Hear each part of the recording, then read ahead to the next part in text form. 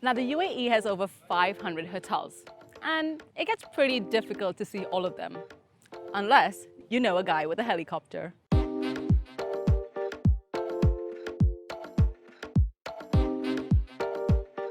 Hi, I'm Sarakshi Rai, and you're probably wondering what we're doing in front of a helicopter. Well, we're setting off on a very special journey from Dubai to Ras Al Khaimah, and the global brand head of Waldorf Astoria Hotels, Dino Michael, has allowed us to borrow his helicopter on a very special one-off visit. Hopefully, it's going to be a clear summer day.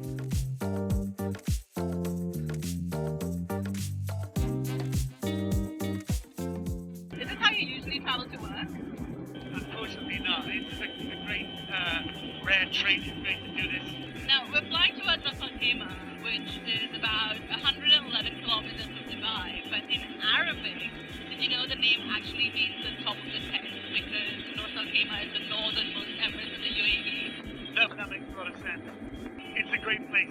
If you look at it from the air as we are now, you can really see how it's developed over the last few years. This is not your regular experience. It's probably out of this world. Not a lot of people get to see the city from a bird's eye view. And it kind of gives you a perspective on just how much Dubai has changed in the last 40 years. I mean, to think this is all desert at one point, and now it's a bustling metropolis with an ever-changing skyline. In a way, from Dubai to Ras Al Khaimah and back, we've seen the three Waldorf Astoria this country has to offer. But we've also seen probably most of the hotels the country has to offer. Yeah, and I think Dubai is such an exciting place to be. I think it continues to grow. And as I said before, beyond the exciting Expo 2020, I think the potential continues for the city. Everyone has a Waldorf Astoria story. What's one of your favorites? I think for me, it was, like many people, my first experience was New York. I was 17 years old, came to New York with my girlfriend many, many years ago, and I still remember walking through the lobby of Peacock Alley and saying to myself, one day I'll afford to stay here.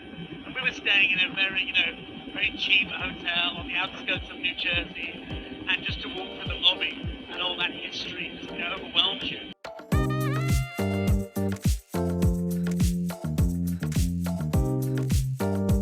Now, in the last hour, we've flown about 222 kilometers between Dubai and Ras Al Khaimah. Now, usually that journey takes about an hour and a half by car if you don't hit too much traffic. Thanks so much for tuning in this week. As always, don't forget to hit subscribe, like, and share this video.